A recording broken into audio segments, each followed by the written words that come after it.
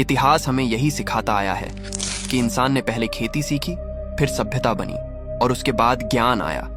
लेकिन अगर मैं आपसे कहूं कि जमीन के नीचे दबे कुछ सिंबल्स इस पूरी कहानी को झूठ साबित कर देते हैं, ऐसे निशान जिन्हें प्रिमिटिव इंसान ने बनाया ऐसा माना जाता है, लेकिन जिनकी सोच, जियोमेट्री और सिंबलिज्म आज के साइंटिस्ट और हिस्टोरियंस को भी असहज कर देती है। तुर्की की पहाड़ियों में उकेरे गए जानवर, ग्रीस की एक डिस्क जिस पर लिखा गया संदेश आज तक पढ़ा नहीं जा सका, मिस्र की दीवारों पर खड़ा एक सिंबल जो मॉडर्न एनर्जी सिस्टम्स जैसा दिखता है, भूल भुलैया जैसे रास्ते जो जन्म और मृत्यु की कहानी कहते हैं। ये सिर्फ पत्थर पर बनी आकृतियां नहीं हैं, ये वो कोड्स हैं जिन्हें अगर समझ लिया गया तो हमें ये मानना पड़ेगा कि सभ्यता की शुरुआत हथियारों या खेती से नहीं, बल्कि बिलीफ्स, सिंबल्स और छुपे हुए ज्ञान से हुई थी। आज की इस वीडियो में हम उन एंशिएंट सिंबल्स की बात करेंगे जो आज भी हिस्टोरियन और आर्कियोलॉजिस्ट के लिए रहस्य बने हुए हैं। Number 1, the göbekli tepe animal symbols. जरा एक पल के लिए इतिहास की किताबें बंद कर दीजिए और जमीन के नीचे छुपे उस सच को देखिए जिसे देखकर वैज्ञानिक आज भी असहज हो जाते हैं। तुर्की की सूखी पहाड़ियों के बीच बसा göbekli tepe कोई साधारण पुरातात्विक स्थल नहीं है। इसे आज दुनिया की सबसे पुरानी रिलीजियस साइट माना जाता है। इतनी पुरानी कि जब यह जगह बनाई गई तब इंसान के बारे में माना जाता था कि वो सिर्फ शिकार करता था, गुफाओं में रहता था और खेती के बारे में सोच भी नहीं सकता था। लेकिन göbekli tepe इस सोच को जड़ से तोड़ देता है। यहाँ खड़े विशाल टी शेप्ड स्टोन पिलर्स जिनका वजन कई टन है, किसी चमत्कार से कम नहीं लगते। इन पत्थरों पर उकेरे गए जानवर, सांप, लोमड़ी, शेर, जंगली सुअर और पक्षी सिर्फ सजावट नहीं है, इनके साथ बने अजीब एब्स्ट्रैक्ट सिंबल्स, टेढ़ी मेढ़ी रेखाएं और रहस्यमयी आकृतियां इस ओर इशारा करती हैं कि ये लोग किसी सिंबॉलिक लैंग्वेज को समझते थे। सवाल ये है कि इतनी जटिल सोच उस दौर में कैसे संभव थी। और सबसे चौंकाने वाली बात यह है कि göbekli tepe एग्रीकल्चर से भी पहले का है, यानी ये संरचनाएं ऐसे लोगों ने बनाई जिन्हें हम आज तक प्रिमिटिव हंटर गैदरर्स कहते आए हैं। कुछ रिसर्चर्स मानते हैं कि ये एनिमल सिंबल्स किसी lost belief system, cosmic cycles या आध्यात्मिक ज्ञान का हिस्सा हो सकते हैं। कुछ का कहना है कि ये मौत, पुनर्जन्म या आकाशीय घटनाओं से जुड़े संकेत हैं। लेकिन सच ये है कि आज तक कोई भी पूरी तरह नहीं बता सका कि इन कार्विंग्स का असली मतलब क्या है। göbekli tepe हमें ये सोचने पर मजबूर करता है कि शायद सभ्यता की शुरुआत खेती से नहीं, बल्कि बिलीफ्स और सिंबल्स से हुई थी। और अगर कभी इन एनिमल सिंबल्स की भाषा समझ में आ गई तो इंसानी इतिहास की शुरुआत की तारीख ही नहीं, उसकी पूरी परिभाषा बदल सकती है। Number 2, the Phaistos disc. इतिहास में कुछ चीजें ऐसी होती हैं जो सवाल नहीं पूछती, बल्कि सीधे दिमाग हिला देती हैं। फाइस्टोस डिस्क उन्हीं में से एक है। ग्रीस के क्रीट आइलैंड में 1908 की खुदाई के दौरान मिली ये गोल मिट्टी की डिस्क दिखने में साधारण लग सकती है, लेकिन इसके ऊपर उकेरा गया हर एक निशान इतिहास के नियम तोड़ता हुआ लगता है। इस डिस्क पर सिंबल्स किसी सीधी लाइन में नहीं, बल्कि एक परफेक्ट स्पाइरल पैटर्न में बने हुए हैं, जैसे किसी ने बीच से शुरुआत की हो और धीरे धीरे बाहर की ओर कोई गुप्त संदेश लिख दिया हो। सबसे हैरान करने वाली बात यह है कि हर सिंबल बिल्कुल एक जैसा और फ्लॉलेस है। आदमी, पक्षी, औजार, फूल और अजीब सी आकृतियां सब इतनी सटीक हैं कि स्कॉलर्स आज भी मानते हैं कि इन्हें हाथ से बनाना बेहद मुश्किल था। ये सिंबल्स ऐसे लगते हैं जैसे किसी प्री मेड स्टैम्प से दबाए गए हों, लेकिन उस समय प्रिंटिंग या स्टैंपिंग जैसी किसी टेक्नोलॉजी का अस्तित्व ही नहीं था। तो सवाल अब ये उठता है, अगर ये डिस्क हाथ से नहीं बनी तो फिर किसने बनाई? क्या ये किसी लॉस्ट सिविलाइजेशन की तकनीक थी, या फिर ये किसी एक भाषा का नहीं, बल्कि रिचुअल, चांट, कैलेंडर या किसी धार्मिक मंत्र का रिकॉर्ड था? आज तक लिंग्विस्ट्स, हिस्टोरियंस और कोड ब्रेकर्स इस डिस्क को पढ़ने की कोशिश कर चुके हैं। किसी ने इसे प्राचीन ग्रीक से जोड़ा, किसी ने मिस्र से, तो किसी ने इसे किसी अननोन लैंग्वेज का हिस्सा माना। लेकिन सच्चाई ये है कि फाइस्टोस डिस्क आज भी पूरी तरह अनरीडेबल है। फाइस्टोस डिस्क हमें यह याद दिलाती है कि इंसानी इतिहास में कुछ अध्याय ऐसे भी हैं जिन्हें लिखा तो गया, लेकिन पढ़ने की चाबी शायद समय ने अपने पास ही रख ली। Number 3, the djed pillar, Egypt. मिस्र की दीवारों को अगर ध्यान से देखो तो वहां सिर्फ देवता और फिरौन ही नहीं दिखते, बल्कि कुछ ऐसे सिंबल्स भी दिखते हैं जो आज की टेक्नोलॉजी से अजीब तरह से मेल खाते हैं। जेड पिलर उन्हीं में से एक है। प्राचीन मिस्र की कार्विंग्स, टूम्स और मंदिरों में जेड सिंबल बार बार उकेरा गया है। आमतौर पर हिस्टोरियंस इसे स्टेबिलिटी, स्ट्रेंथ और कॉन्टिन्यूटी का प्रतीक मानते हैं। इसे अक्सर देवता ओसाइरिस से जोड़ा जाता है और माना जाता है कि ये मृत्यु के बाद जीवन और ब्रह्मांडीय संतुलन को दर्शाता है। लेकिन कहानी यहीं खत्म नहीं होती। डीजेड पिलर की बनावट पर जरा गौर करो। एक सीधा खंभा जिसके ऊपरी हिस्से में बराबर बराबर हॉरिजॉन्टल लेयर्स बनी होती हैं। यही वो चीज है जो कुछ लोगों को चौंका देती है।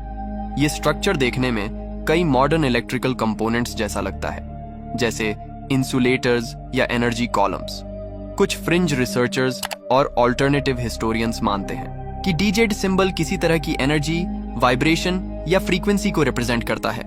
उनके अनुसार मिस्र के पिरामिड सिर्फ कब्रें नहीं थे, बल्कि एनर्जी सिस्टम्स थे और डीजेड पिलर उस तकनीक का सिंबॉलिक डायग्राम हो सकता है। कुछ लोग तो यहां तक दावा करते हैं कि पिरामिड के अंदर होने वाली ध्वनि, कंपन और संरचना से पैदा होने वाली ऊर्जा को समझाने के लिए डीजेड का इस्तेमाल किया गया। सबूत के तौर पर कोई ठोस प्रमाण नहीं है, लेकिन सवाल इतने ज्यादा हैं कि उन्हें नजरअंदाज करना भी मुश्किल है। अगर डीजेड सिर्फ स्टेबिलिटी का ही सिंबल था, तो इसे इतनी बार इतनी प्रमुख जगहों पर क्यों दिखाया गया और क्यों इसके रूप में इतनी टेक्निकल सिमेट्री दिखाई देती है? डीजेड पिलर आज भी मिस्र की दीवारों पर खड़ा है, बिल्कुल स्थिर और बिल्कुल मौन। लेकिन शायद वो हमें ये बताने की कोशिश कर रहा है कि प्राचीन सभ्यताएं जितनी सरल हम सोचते हैं, वो उससे कहीं ज्यादा गहराई और ज्ञान रखती थी। Number 4, the labyrinth symbol. जरा कल्पना कीजिए कि आप एक प्राचीन मंदिर या गुफा में खड़े हैं और सामने एक अजीब सा पैटर्न उकेरा हुआ है, जैसे लाखों छोटे रास्तों और मोड़ों का जाल हो। पहली नजर में ये ऐसा लगता है बस एक मेज हो, लेकिन अगर आप इसे ध्यान से देखें तो यह इतिहास का सबसे रहस्यमयी और गहरा सिंबल लगता है। Labyrinth symbol. पुराने कार्विंग्स, पॉटरी और मैन्युस्क्रिप्ट्स में यह सिंबल बार बार दिखता है। स्कॉलर्स मानते हैं कि यह एक स्पिरिचुअल जर्नी का रिप्रेजेंटेशन था। एंट्री यानी प्रवेश केवल भौतिक दरवाजा नहीं, बल्कि जन्म का प्रतीक था। और एग्जिट यानी निकलना सिर्फ किसी रास्ते का अंत नहीं, बल्कि मृत्यु या आत्मा की मुक्ति का संकेत था। यानी लैबिरिंथ एक तरह से इंसान की जीवन यात्रा और आत्मा के विकास को दर्शाता है। लेकिन असली रहस्य इसके डिजाइन और जियोमेट्री में छुपा है। कुछ लैबिरिंथ्स ऐसे इंट्रिकेट पैटर्न्स में उकेरे गए हैं जिनमें मैथमेटिकल प्रिसिजन और सिमेट्री इतनी गहरी है कि आज भी उन्हें देखकर विशेषज्ञ दंग रह जाते हैं। कुछ रिसर्चर्स मानते हैं कि ये लैबिरिंथ्स केवल रिलीजियस या स्पिरिचुअल प्रतीक नहीं थे, बल्कि नॉलेज, एस्ट्रोनॉमी और एनर्जी फ्लो को भी दर्शाते थे। हर मोड़, हर घुमाव और हर स्पाइरल में कुछ छुपा संदेश हो सकता है जो केवल वही समझ सकता था जिसे उस समय के सीक्रेट नॉलेज का ज्ञान था। लैबिरिंथ सिंबल हमें यह एहसास दिलाता है कि इतिहास सिर्फ तारीखों और युद्धों तक सीमित नहीं है। कभी कभी वह हमें आध्यात्मिक और बौद्धिक यात्रा के रहस्यों की ओर भी ले जाता है, जिसे समझने के लिए सिर्फ आंखें नहीं, बल्कि दिमाग और आत्मा की भी जरूरत होती है। Number 5, the Indus valley script. हजारों साल पहले जब नील और मेसोपोटामिया में सभ्यताएं जन्म ले रही थीं, उसी दौर में सिंधु नदी के किनारे एक बेहद उन्नत सभ्यता सांस ले रही थी। हड़प्पा और मोहनजोदड़ो की खुदाइयों में जो छोटी छोटी सील्स मिली, वो सिर्फ पत्थर के टुकड़े नहीं हैं, बल्कि वो आवाजें हैं जो आज तक खामोश हैं। इन सील्स पर बने अजीब से सिंबल्स, कभी मछली जैसे, कभी त्रिशूल जैसे, कभी सीधी और टेढ़ी रेखाएं को देखकर हैरानी होती है। ये निशान किसी बच्चे की ड्राइंग नहीं थे। ये सिंबल्स बार बार दोहराए जाते हैं, एक तय क्रम में दिखाई देते हैं, जिससे साफ पता चलता है कि ये किसी लिखित भाषा के हिस्से थे। यानी सिंधु घाटी के लोग सिर्फ शहर बसाना ही नहीं जानते थे, बल्कि लिखना पढ़ना भी जानते थे। आज तक दुनिया के बेहतरीन लिंग्विस्ट्स, आर्कियोलॉजिस्ट्स और क्रिप्टोग्राफी एक्सपर्ट्स ने कोशिश की। कंप्यूटर मॉडल बने, एआई तक लगाया गया, फिर भी ये स्क्रिप्ट आज भी मौन है। न हमें पता है कि ये लोग अपने देवताओं के बारे में क्या लिखते थे, न ये कि उनका शासन कैसे चलता था, और न ही ये कि उनका अचानक पतन क्यों हुआ। सबसे डरावनी और रोमांचक बात यह है कि अगर कभी इंडस वैली स्क्रिप्ट डिकोड हो गई तो शायद हमें पता चले कि भारत की सबसे प्राचीन सभ्यता के लोग किसे भगवान मानते थे, उनकी सामाजिक व्यवस्था कैसी थी और क्या उनका ज्ञान आज की दुनिया से कहीं आगे था। हो सकता है इतिहास की किताबों में लिखी गई पूरी कहानी उसी दिन गलत साबित हो जाए जिस दिन ये लैंग्वेज डिकोड हो। Number 6, the ziggurat star marks. जरा कल्पना कीजिए, हजारों साल पुरानी मेसोपोटामिया की जमीन और उसके बीच खड़ा एक विशाल जिगुरेट, ऊपर की ओर जाती सीढ़ियां और दीवारों पर उकेरे हुए अजीब से स्टार लाइक सिंबल्स। पहली नजर में ये निशान सिर्फ सजावट लगते हैं, लेकिन जैसे ही आप इन्हें ध्यान से देखते हैं कहानी बिल्कुल बदल जाती है। इन सिंबल्स की पोजीशनिंग किसी रैंडम आर्टिस्ट की कल्पना नहीं लगती। कई रिसर्चर्स का मानना है कि ये निशान प्लैनेट्स और स्टार्स की एक्चुअल पोजीशन से मेल खाते हैं। कुछ जिगुरेट्स पर बने स्टार पैटर्न्स को जब स्काई मैप्स से कंपेयर किया गया तो उनमें वीनस, मार्स और ओरायन कॉन्स्टेलेशन जैसी संरचनाओं की झलक दिखाई देती है। तो सवाल अब ये उठता है, क्या उस समय के लोग सिर्फ जमीन पर ही नहीं बल्कि आसमान को भी उतनी ही गहराई से समझते थे? और सबसे चौंकाने वाली बात यह है कि जिगुरेट्स अक्सर ऊंचाई पर बनाए जाते थे जहां से होराइजन बिल्कुल साफ दिखता था, ठीक उसी तरह जैसे आज मॉडर्न ऑब्जर्वेटोरीज को बनाया जाता है। यहां से सूरज के उगने और डूबने का समय, चांद की चाल और खास सेलेस्टियल इवेंट्स को आसानी से ऑब्जर्व किया जा सकता था। तो क्या जिगुरेट सिर्फ धार्मिक टेम्पल्स थे या फिर ये एंशिएंट ऑब्जर्वेटोरीज थे जहां देवताओं की पूजा के साथ साथ आसमान के रहस्यों को डिकोड किया जाता था? शायद इन स्टार मार्क्स के जरिए एंशिएंट सिविलाइजेशंस हमें ये बताना चाहती थी कि उनका ज्ञान हमारी सोच से कहीं ज्यादा एडवांस्ड था और शायद आज भी हम उस भाषा को पूरी तरह समझ नहीं पाए हैं। Number 7, Nazca lines. पेरू के सूखे रेगिस्तान में खड़े होकर जमीन को देखें तो आपको कुछ भी असामान्य नजर नहीं आएगा, बस रेत, पत्थर और खामोशी। लेकिन जैसे ही आप आसमान में उठते हैं जमीन अचानक एक कोडेड मैप में बदल जाती है। हजारों साल पहले बनाई गई नाज़का लाइंस इतनी विशाल और इतनी सटीक है कि उनका पूरा रूप सिर्फ हवा से ही समझ में आता है। सीधी रेखाएं, परफेक्ट ट्रायंगल्स, स्पाइरल्स और जियोमेट्रिकल पाथ्स, ऐसे शेप्स जिन्हें बिना एरियल व्यू के प्लान करना आज भी आसान नहीं है। अब सवाल ये उठता है, जब देखने वाला कोई नहीं था तो इन्हें बनाया ही क्यों गया? कुछ एक्सपर्ट्स मानते हैं कि ये लाइंस देवताओं के लिए बनाए गए संदेश थे, आसमान में रहने वाले गॉड्स जो ऊपर से इन्हें देख सकते थे। वहीं दूसरी थ्योरी कहती है कि ये एक तरह का एंशिएंट नेविगेशन या रिचुअल पाथवे सिस्टम था जहां खास समय पर लोग इन रेखाओं पर चलते हुए सेरेमोनीज करते थे। लेकिन सबसे अनसेटलिंग आइडिया ये है कि कई जियोमेट्रिक लाइंस का अलाइनमेंट सोलर और कॉस्मिक इवेंट्स से जुड़ा हुआ लगता है। कुछ रेखाएं सूरज के उगने और डूबने की डायरेक्शन दिखाती हैं, तो कुछ आसमान के खास पॉइंट्स की ओर इशारा करती हैं, जैसे कोई विशाल ग्राउंड लेवल कैलेंडर। तो आखिर नाज़का लाइंस क्या हैं? एक प्रेयर, एक मैप, या फिर ऐसा नॉलेज जो उस समय मौजूद था लेकिन आज हमारी समझ से बाहर है? शायद ये लाइंस हमें ये याद दिलाने के लिए बनाई गई थी कि इंसान ने जमीन पर खड़े होकर भी हमेशा आसमान से बात करने की कोशिश की है। Number 8, the sun disc symbol. सुबह का सूरज सिर्फ रोशनी नहीं लाता, वो समय लेकर आता है, ताकत लेकर आता है और शासन का अधिकार भी। हजारों साल पहले इजिप्ट, माया और इंका जैसी दूर दूर की सिविलाइजेशंस ने सूरज को सिर्फ एक देवता की तरह नहीं देखा बल्कि एक कोडेड सिंबल की तरह इस्तेमाल किया।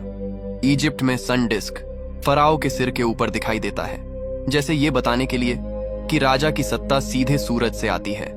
यहाँ सूरज सिर्फ पूजनीय नहीं था, वो पावर का सोर्स था। माया सिविलाइजेशन में सन डिस्क एक चलता फिरता कैलेंडर था। सूरज की चाल से मौसम बदले जाते थे, खेती का समय तय होता था और रिचुअल्स की तारीखें फिक्स की जाती थीं। गलती की कोई गुंजाइश नहीं थी क्योंकि पूरा समाज इसी गणना पर टिका हुआ था। इनका एम्पायर में सूरज को इंटी कहा गया और उनका राजा खुद को सन ऑफ द सन मानता था। सन डिस्क यहाँ एक सीधा संदेश था, जो सूरज को कंट्रोल करता है वही लोगों को कंट्रोल करता है। तीनों सिविलाइजेशंस एक दूसरे से जुड़ी नहीं थीं, फिर भी सिंबलिज्म लगभग एक जैसा था। तो सवाल अब ये उठता है, क्या ये सिर्फ कोइंसिडेंस है या सूरज को समझने का ये हिडन कोड जो मानव सभ्यता की सबसे पुरानी और सबसे शक्तिशाली भाषा थी, नंबर 9, विनका सिंबल्स, ओल्ड यूरोप। इतिहास की किताबें हमें एक सीधी सी टाइमलाइन सुनाती है, पहले सुमेर, फिर इजिप्ट और उसके बाद लिखने पढ़ने की शुरुआत। लेकिन यूरोप की मिट्टी से निकले कुछ टूटे फूटे बर्तन इस पूरी कहानी को उलट देते हैं। आज से करीब 7000 से 8000 साल पहले ओल्ड यूरोप की विनका सिविलाइजेशन के लोग साधारण सी दिखने वाली पॉटरी पर कुछ अजीब निशान बना रहे थे। ये निशान न तो पूरी तरह चित्र थे और न ही कोई रैंडम डिजाइन। हैरानी की बात यह है कि ये सिंबल्स बार बार रिपीट होते हैं, एक ही सीक्वेंस में दिखते हैं, बिल्कुल वैसे जैसे किसी अल्फाबेट या स्क्रिप्ट में होता है। कुछ सिंबल्स सीधे खड़ी रेखाओं, क्रॉस, ट्रायंगल और एंगुलर शेप्स से बने हैं। अगर आप इन्हें ध्यान से देखें तो लगेगा जैसे कोई भाषा लिखी जा रही हो, कोई मैसेज जो हम आज भी नहीं पढ़ पा रहे। शायद विनका सिंबल्स वो खामोश आवाजें हैं जो हमें ये याद दिलाती हैं कि ह्यूमन नॉलेज की शुरुआत उतनी सिंपल नहीं थी जितनी हमें पढ़ाई जाती है। हो सकता है यूरोप की ये स्टोन एज मिट्टी हमारी सभ्यता की सबसे पहली लिखी हुई कहानी छुपाए बैठी हो। Number 10, the hand symbols. जब इंसान बोलना नहीं जानता था, शायद तब भी वो कुछ कहना चाहता था। दुनिया की अलग अलग गुफाओं में, फ्रांस की लास्को से लेकर अर्जेंटीना की क्वेवा दे लास मानोस तक, चट्टानों पर बने हाथों के निशान मिलते हैं। कोई हथेली पत्थर पर रखकर उसके चारों ओर रंग फूंका गया है, जिससे नेगेटिव हैंडप्रिंट बनता है। कहीं हाथ को रंग में डुबोकर सीधे दीवार पर छापा गया है, पॉजिटिव हैंडप्रिंट। ये फर्क अपने आप में सवाल पैदा करता है, अगर ये सिर्फ आर्ट होती तो हर जगह एक सा पैटर्न क्यों मिलता? कुछ गुफाओं में हाथों की उंगलियां अधूरी हैं, जैसे जानबूझकर मोड़ी या काटी गई हों। कुछ हाथ बच्चों के लगते हैं, कुछ वयस्कों के। कहीं ये ऊंचाई पर बने हैं जहां पहुंचना आसान नहीं था, यानी इन्हें बनाना एक सोचा समझा काम था। साइंटिस्ट्स आज भी तय नहीं कर पाए हैं क्या ये किसी इंसान की सिग्नेचर थी या फिर ये वार्निंग मार्क्स थे जो आने वालों को कुछ बताना चाहते थे, या शायद ये किसी रिचुअल का हिस्सा थे जहां हाथ इंसान और आत्माओं के बीच एक ब्रिज बन जाता था। लेकिन एक बात लगभग साफ है, ये निशान खामोश नहीं है। ये हमें ये याद दिलाते हैं कि हजारों साल पहले भी इंसान अंधेरे में खड़े होकर, दीवारों पर अपने हाथ रखकर किसी आने वाले से बात करने की कोशिश कर रहा था।